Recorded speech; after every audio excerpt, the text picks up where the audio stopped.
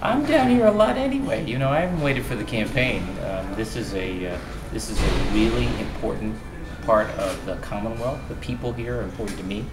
They have felt, I think, as you know, left out and overlooked, and I think politically taken for granted for a long time. But we have put time and emphasis and money into encouraging the development of the South Coast and the development of opportunities, and there are lots of examples of that. Lots of infrastructure projects, the law school initiative, the work we're doing with UMass Dartmouth and with Bristol County Community College. So there's more to do, to be sure.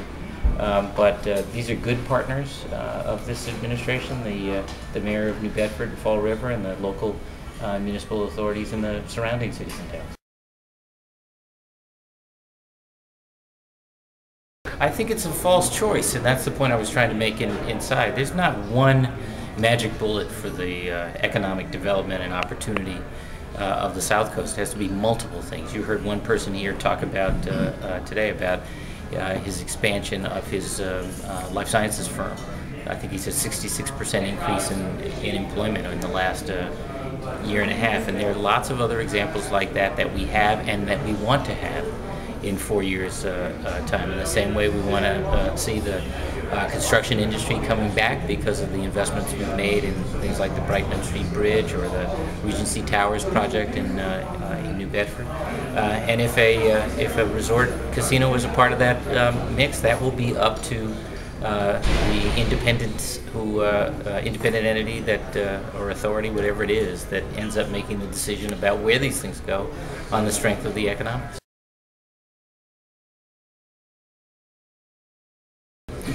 Well, I mean, you know, I'm on record about what I think, because we filed a bill 2 years ago now. I'm comfortable with up to 3. There's nothing magic about 3, but up to 3 resort-style destination casinos. I am not comfortable with slots at the tracks because I don't think we get the number of jobs or jobs at high compensation and benefits. I think they should be spread out. So that we take advantage of differences in the tourist trade.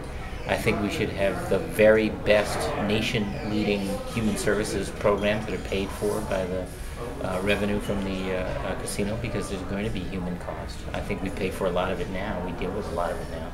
But I think it needs to be the very best there is. So those are a couple of things I'm looking for.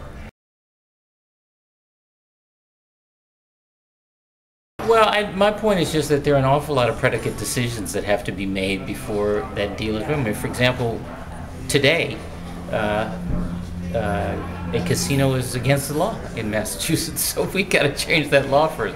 There's a lot of work to do, and we're doing it, you know, bit by bit. But there is a kind of a sort of a breathlessness about this proposal, and it's a compelling proposal, I think, from a lot of people's perspective, but there are a lot of steps that have to happen before that proposal becomes real.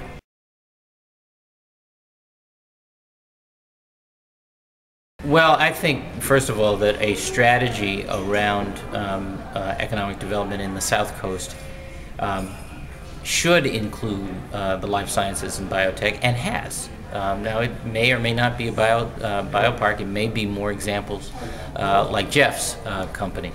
But we want and we believe that industry can have a significant toehold in the South Coast and create jobs at all levels in the workforce.